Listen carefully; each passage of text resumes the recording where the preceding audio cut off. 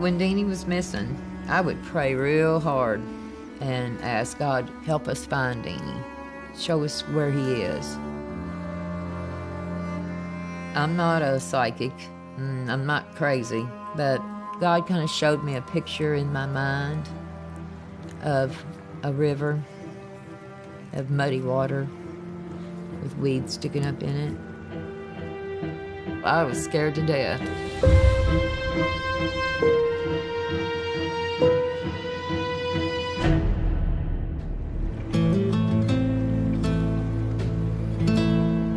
I've made my way out here to Shelby County. It is a very rural community out here in Kentucky. And you've got these little teeny tiny jewel box towns, and it's just beautiful. And there's life on the water. There's rivers, there's lakes, you know, fishing and being outdoors. It's like a really nice, quiet life. And that's why it's really shocking when something terrible happens.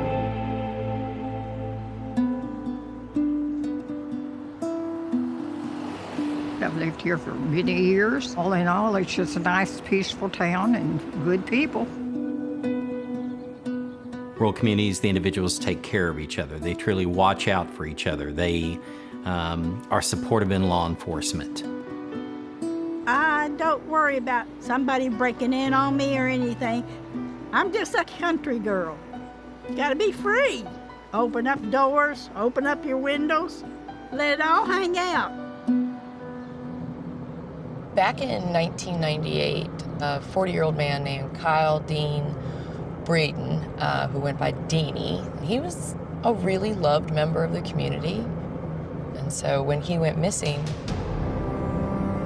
there was a lot of heartache in the town here. And when his body showed up, everyone was devastated.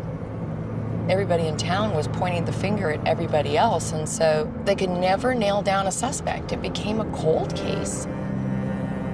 And it was really important to this community that they find out who did it and they get justice for Deanie. And I don't know that the killer for Deanie will ever be held accountable. I'm going to meet with Susan King, who lives here in rural Kentucky. She, probably more than anybody, can give us insight as to what went wrong in this case.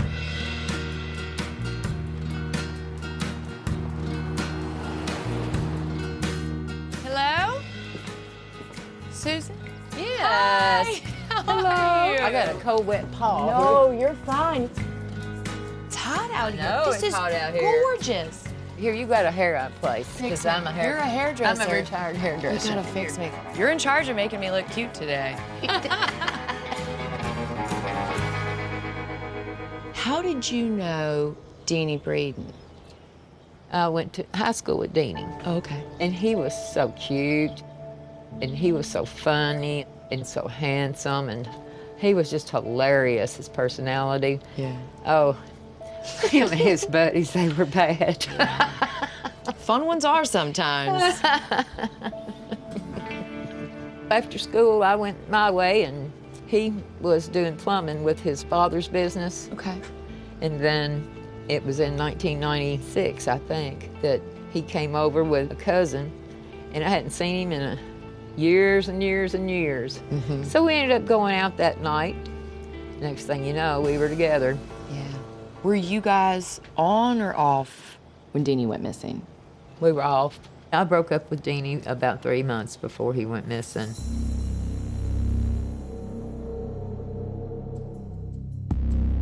The last day that anyone saw Kyle Dean Breeden was on October 26th of 1998, and he didn't show up for work the next day. I don't think anyone actually suspected any sort of foul play or that anything had happened to him. I think people had thought that he must have just been out partying or just out having fun, and that he's gonna turn up sooner or later. He goes missing. How do you find out about it? His mom called me and wanted to know if Deanie was at my house. And I said, no, I haven't seen him in about 3 weeks. The more time that passed, I think the more concerned people got. Some of his friends and a bunch of my friends, we would get together early every morning and we'd try to find him. We looked everywhere. My whole church was praying for Deanie. And I can pray, and sometimes God answers you, you know. Yeah, I know. I told him, I said, Lord, we need help finding him. Show me where he's at. And what he showed me was a river. The water was muddy, and it was rushing by with a lot of weeds sticking up at the bank. On November 5th of 1998, 2 fishermen were fishing in the Kentucky River, and they found a body floating in the river near the reeds. And it ends up being Kyle Dean Breeden. We all came across the news about a body they found in the river, and the phone rang, and it was his oldest brother. It was just a terrible thing. The way his mom and dad suffered, it was devastating to everybody. It's a lot to shoulder when it's people that you've known your whole life. This was the absolute worst case scenario for a small town in Kentucky. The Kentucky State Police took lead of the investigation as soon as they found the body. My name is Todd Harwood. I spent 21 years with the Kentucky State Police. When Kyle Breeden's body was floating in the Kentucky River, the body presented evidence of bloating, which means that the body had been there for some time, and there was a guitar amplifier cord wrapped around his legs. 2 gunshot wounds were found to the head. It was very apparent that this was a victim of some type of foul play. And once detectives picked up the Breeden investigation, their next task is to canvass the community. Initially, they only had a body. They didn't have any sort of eyewitness. So the state police start interviewing all of his friends and family to see when he was last seen, if they can put together a timeline. We know that at 10 a.m., he was at a bank obtaining a $250 loan. Between 2 and 3 p.m., he retrieved a fishing pole from a pawn shop. Who was the last person that had seen Deanie? Probably his killer was the last person he saw. I thought it was his drug dealer. One of them. He had many. I definitely thought it had something to do with drugs. Was the drug scene big here? Yes. Over in Shelbyville, it's terrible. Really? Awful. What are the drugs of choice? Deanie used crack cocaine. That's what got him. Deanie was a great guy. He really was. Right before your very eyes, he went from the funny, sweet, smiling Deanie, and you could see his face change. He looked like a completely different person. Yeah. I tried my best to make Deanie quit that stuff. I gave him the choice, me or the drugs. I thought I was so pretty and so sweet and so nice that he would choose me. Yeah. And he didn't. He would often go into different towns and purchase drugs. He would often borrow money to do so. He would ask for money because he had people hounding him to pay him back. Nobody really knew these people's names. That he would ever come to a bad end. Did that ever cross your mind? Yes, it did. Deanie lived a dangerous life when he was using. I knew he was dealing with some people that were bad news, probably. Something that the police were able to determine is that Kyle seemed a little bit scared leading up to his death. He would ask people to pray for him. I was afraid for his life the whole time I was with him, because those people don't fool around. And everybody was afraid that something was going to happen.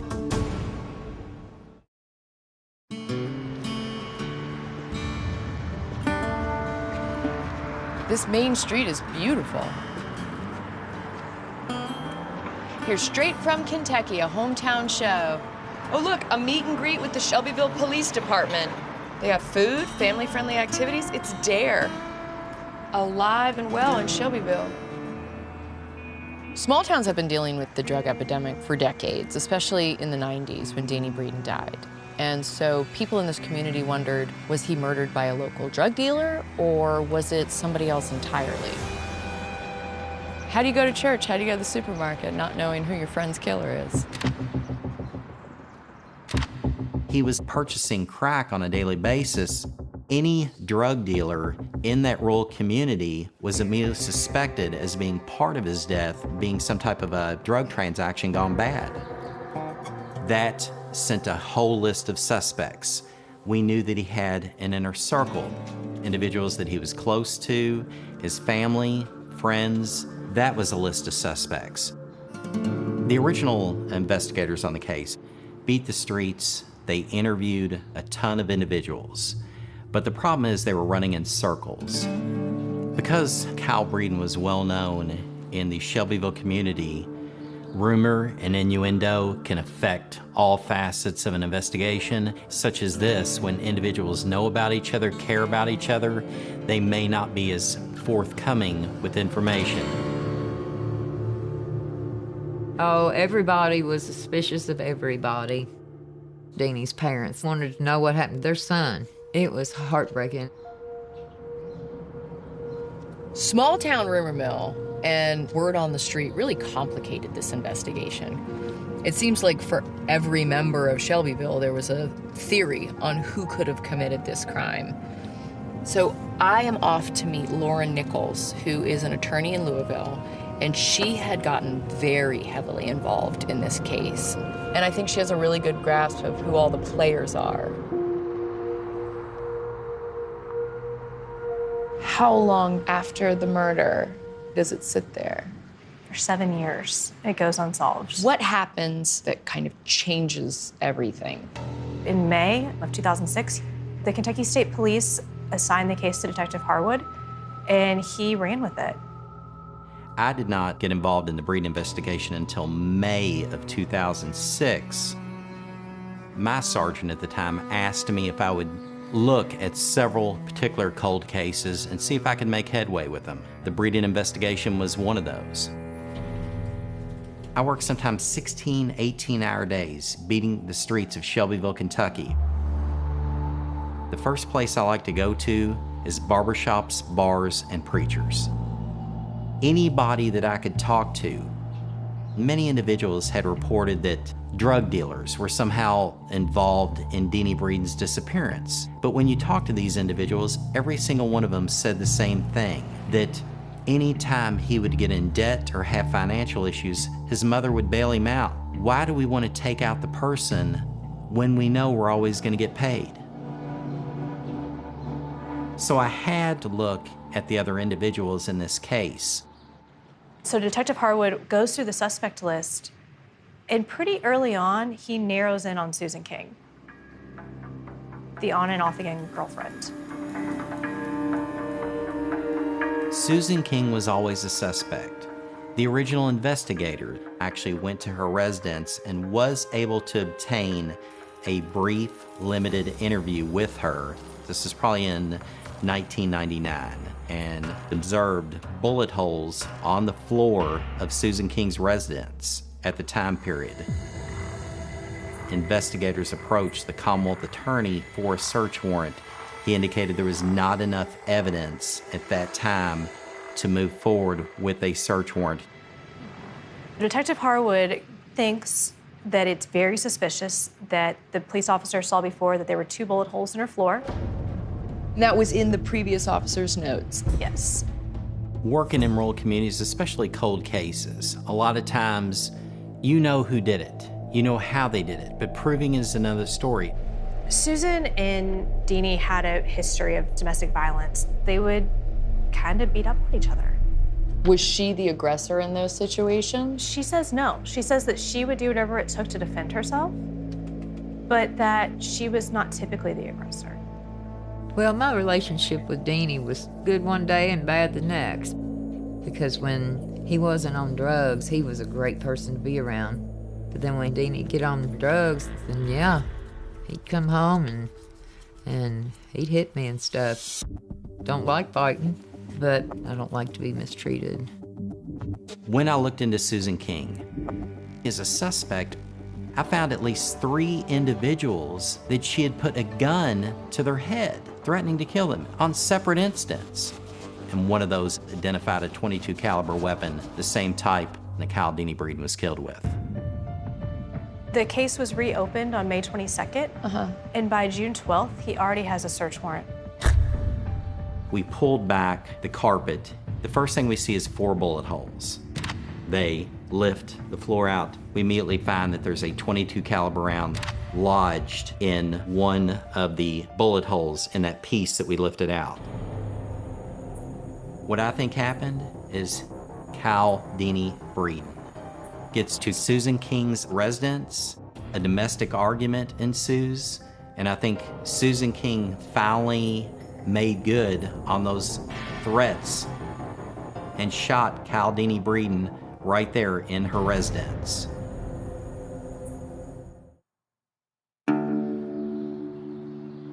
Detective Harwood, after his investigation concluded, he put together a list of why he thought Susan King was the murderer.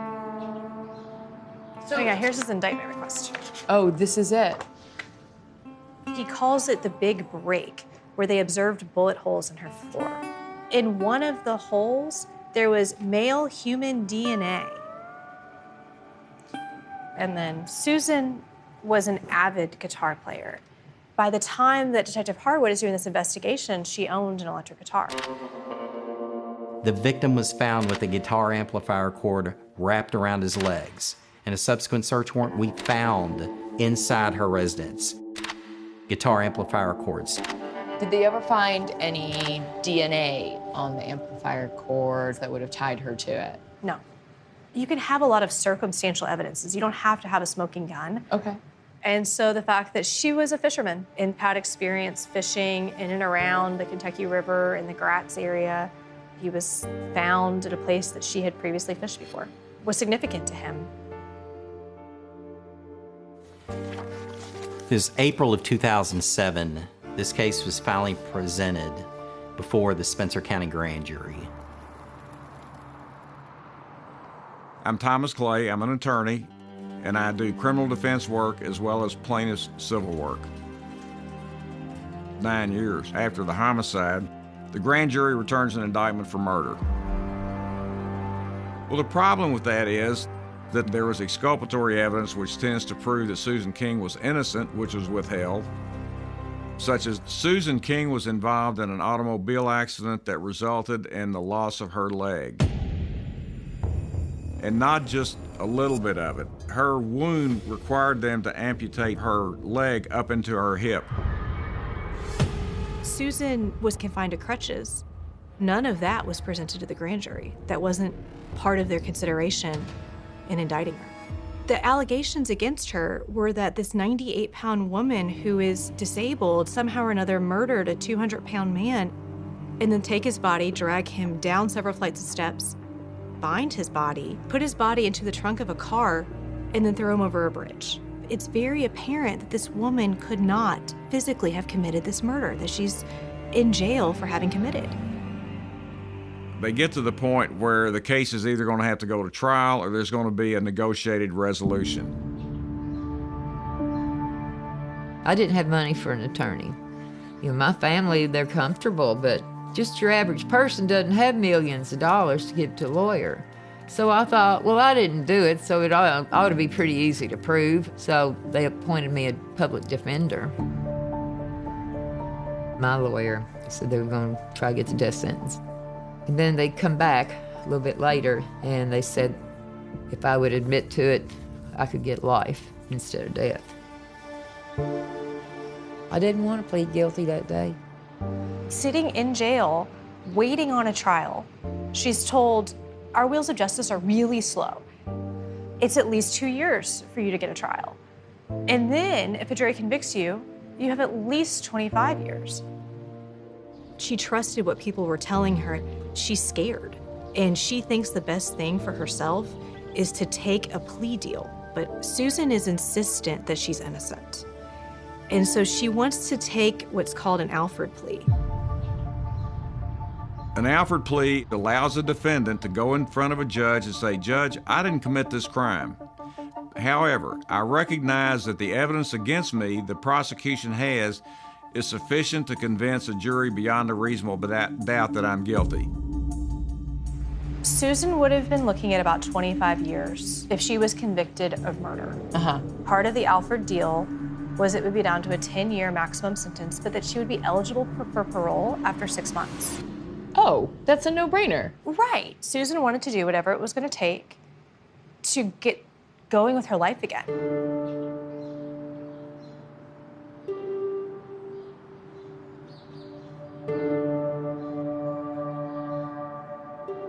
At the time she entered that plea of guilty, she had served enough time in jail already to be eligible for parole.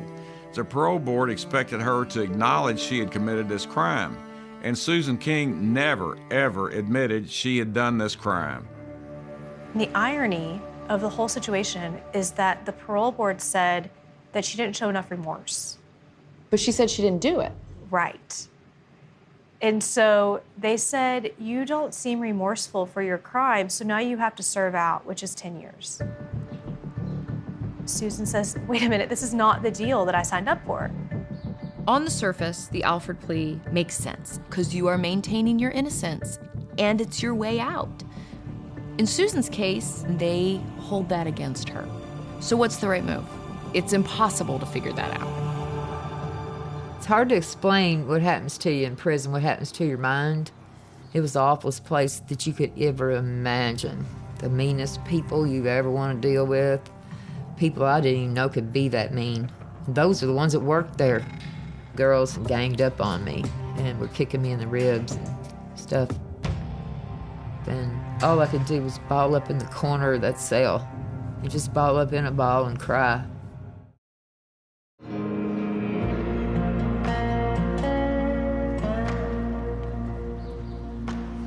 So this is the vantage point with this bridge dump.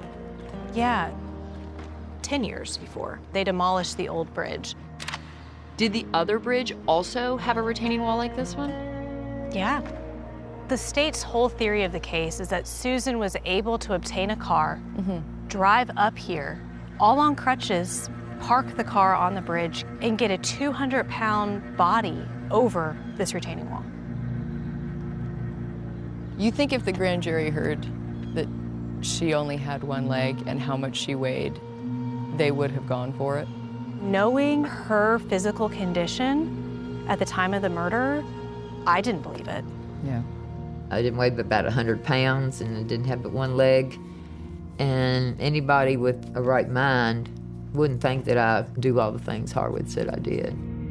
It's my understanding that a 98-pound person with one leg is capable of pulling a trigger on a firearm and capable of pulling it multiple times. What I think occurred after that, Susan employed some help to move that body from her residence. Could she have utilized the Gratz Bridge to roll the body off into the water? Absolutely. She could have also disposed of a body utilizing a boat. Both of those are theories. We can't prove either or. I was in law school in 2010, and I was doing an internship with the Innocence Project. And I was assigned Susan's case. How old were you? 22. She's my first client. She's my first case. And our job is to see if there's an actual potential that this woman could be innocent. If there's anything there, then the Innocence Project will run with it. But if there isn't, then they've done their duty in terms of looking into the case. What was your first meeting with her like? I distinctly remember her saying to me, honey, I'm not a saint, but I'm not a murderer. I didn't do this. And it was eating her up that the real killer was out there somewhere. I spent hundreds of hours over the course of 18 months digging through all of the facts and all of the evidence. What did you guys uncover? One of the most interesting things was listening to the grand jury tape and realizing that Detective Harwood glossed over the fact that the ballistics were definitively not a match. The Kentucky State Police lab reports indicated conclusively that the bullet fragments found in her floor with those bullet holes did not match the bullets that were found in his head. It was a 22 Magnum versus a 22 long. Detective Harwood says they're all 22s, and then when asked about testing, he says, oh, it's inconclusive because they're degraded. When you fire a bullet, there's lands and grooves on a bullet that can connect that to the firearm that produced the bullet. But because a 22 caliber, it's a small and soft shell, because of deformation, you can't do that. Harwood said they couldn't be compared. but they were compared and they were different. So that's a substantial mischaracterization. If the grand jury had been told the truth there and that those bullets did not match, it's very likely they wouldn't have returned an indictment, and we wouldn't even be sitting here today. There was bullet holes in that house when I bought it, but I put a couple of them in there myself. I was at home one day, and this motorcycle comes up my driveway. This guy's on it, and he just walked right in my house, drunk as he could be. And I said, "What are you doing here?" He said, "I come to see you." And then he got getting closer to me and started touching me and things, and I got scared. So I had a pistol, but I pulled it out and I told him, I said, "You need to leave now." He said, "Oh, no, baby." And so I put 2 holes in the floor and 1 in the ceiling, and he left.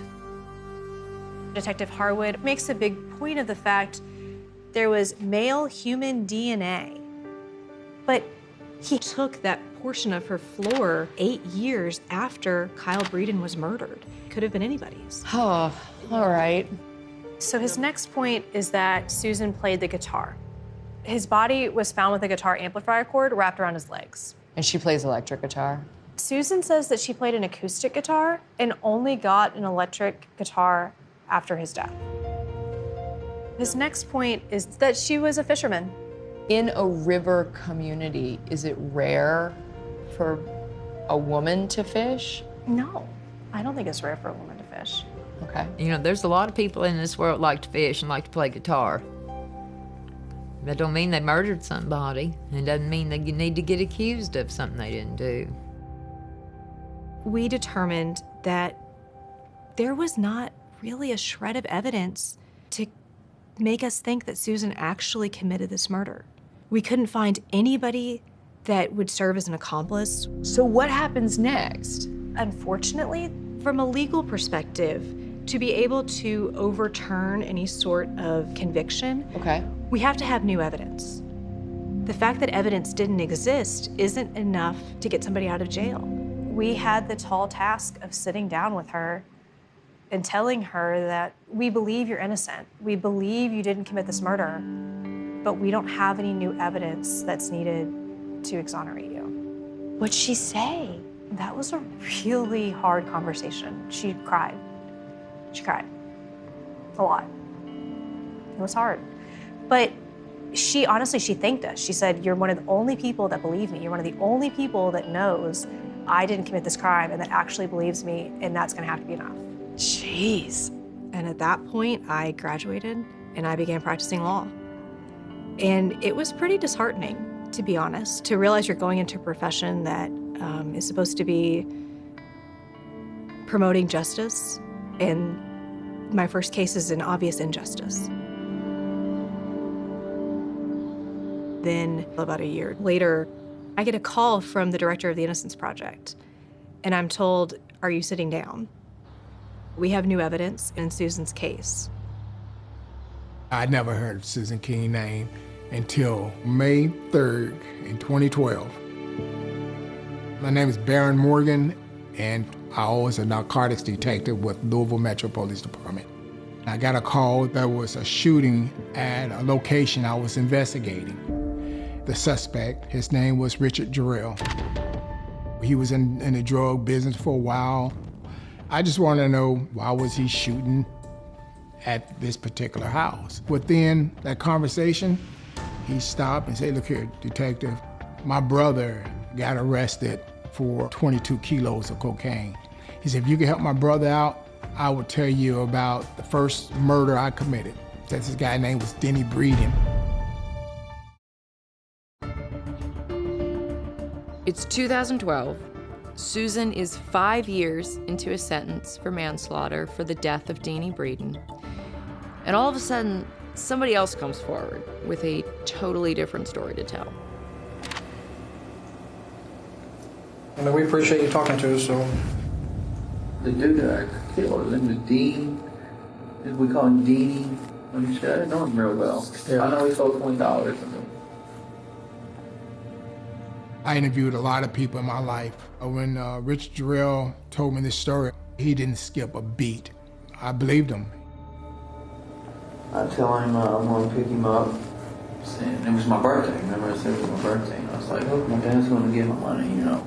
Richard told Breeden that he was going to take him to his father's house to get high, but on the way there, they stopped at a check cashing place.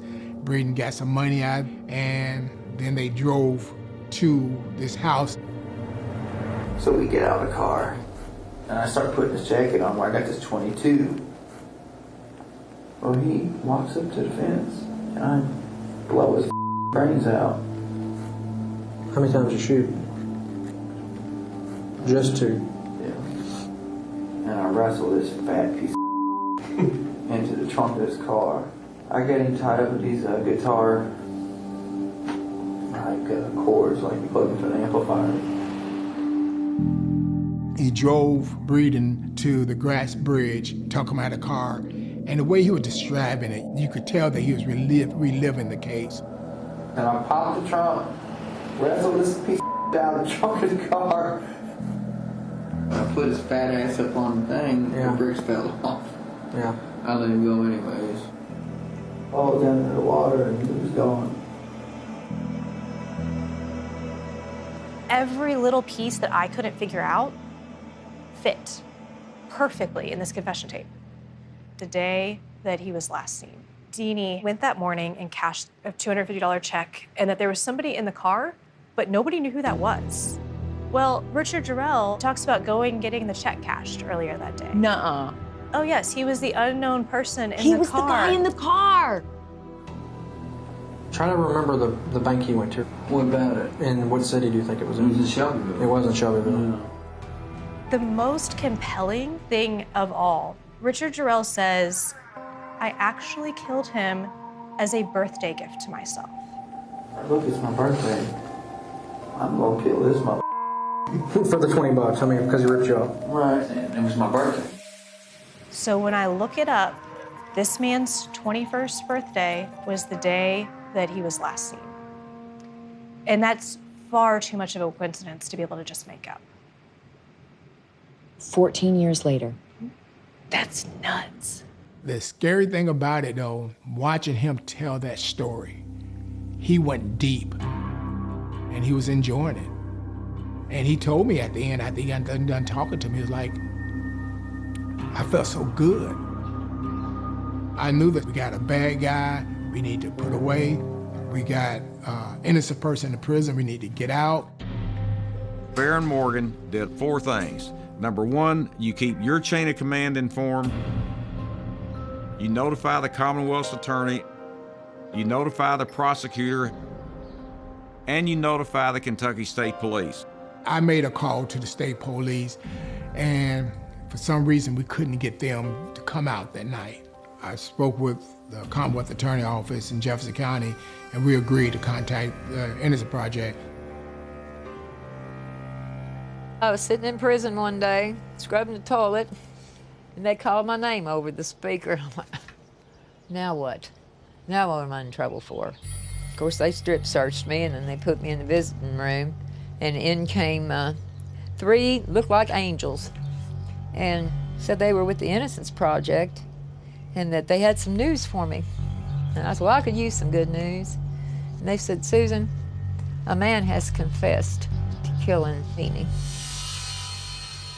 He knew things nobody else would have known. Boy, my head went down on that table, and I cried and cried and cried and cried. I said, maybe everybody will believe me now. We took the confession tape and were able to piece it together with all of the evidence that we had. At that point, we couldn't work fast enough. It was working day and night to put together a motion to get it before the court to say, here's the new evidence that we need. There's an innocent woman sitting in our jail system. How do we get her out? I remember getting a phone call late at night from a Louisville investigator saying that they had an individual that they arrested on an attempted murder charge that was wanting to confess to the Deanie Breeden investigation. Gerald was an enigma. He was never mentioned in the case report. There was just nothing in any way, shape, or form to connect him with Kyle Deanie Breeden, with the exception of Gerald's statement. Detective Harwood, he comes up to Louisville and he interviews Richard Jarrell. I asked Gerald point blank, "Are you full of I wanted to know. And he even said it, "I'm full of and admitted to me that he was being deceptive because he wanted to help out his brother. Detective Harwood goes and does an interview with Mr. Gerald, and at that point, Mr. Gerald withdraws his confession. The problem for us is that nobody really knows what was said in that interview, except for the fact that immediately after, Richard Jarrell recants his entire confession.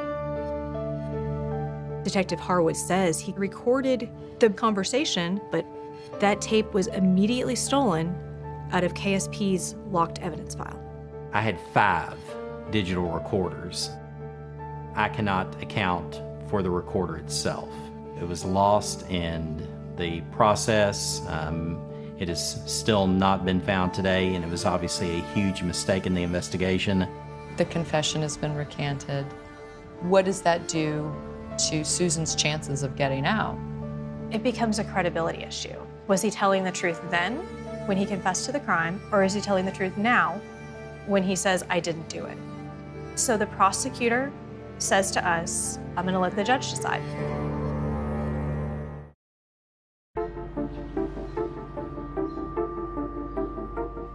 At this point, we have a long hearing, and we present all the evidence to the judge. Mr. Jarrell comes, and he pleads the fifth. So we play the confession tape. Well, he walks up to the fence, and I blow his brains out. And then ultimately, the judge rules there's overwhelming evidence of innocence, but he procedurally thinks that because she took a plea, rather than have let it gone on to a jury trial, he can't do anything legally. But her plea was to maintain her innocence. Right. Had this new piece of evidence existed, would she still have taken that plea? Because it's a technicality again. It is. It's a technicality. One of the procedural problems with this was that the motion they filed under the rule they used required there to be a trial. Well, there was no trial. So the judge concluded, since there wasn't a trial, I'm not going to allow you to withdraw your plea. And Susan had to remain in prison. When I got back from court that day, the officers had already packed up all my stuff. They thought I was going home. They couldn't believe that I had to stay in there after that confession. But I did.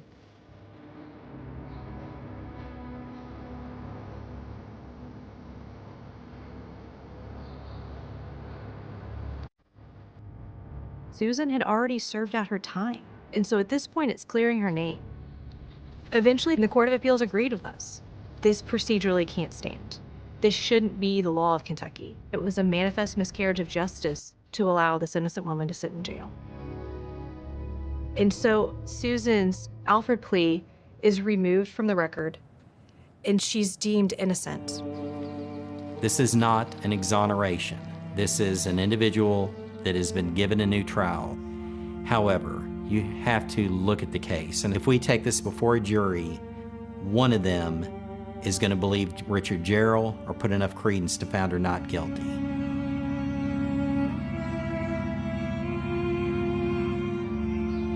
Susan King was the victim of a flawed prosecution, a prosecution that Todd Harwood was responsible for. I think there might have been an attitude that the ends justify the means. He wanted to solve this case and put this murder on somebody, and the person he selected as a target was Susan King. So Susan came to me to represent her in the civil action against the Kentucky State Police and Harwood. Who is the civil suit against?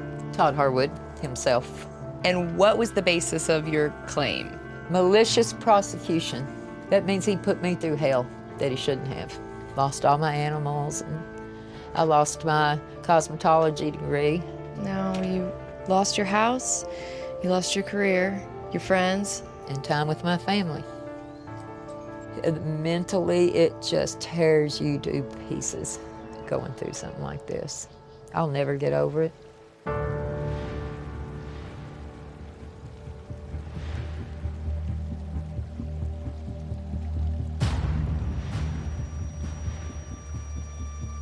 I'm so thankful that I got enough money in my settlement to buy a home. But see, I had a home and it was paid for. And that's why one reason I settled out of court. I didn't have to have millions to make me happy, but I did need enough money to get me back what I had. I'm hoping it'll have some impact on how they handle wrongful convictions from now on. When I heard that Susan King was vindicated and she was no longer a convicted murderer, made my day. But the police department, they didn't want to admit that they made a mistake. After I gave them the audio tape of the confession, state police weren't that happy with me. Matter of fact, my chief of police and a couple more majors, they were pretty upset with me. I guess I crossed that blue line. When he disclosed this stuff, it reflected adversely upon KSP. So he was subjected to retaliation. He was assigned to basically an entry-level patrolman's job. That was his reward for bringing forth the truth on what had happened to Susan King. So then, at that point, we filed a whistleblower complaint against the Louisville Metro Police Department.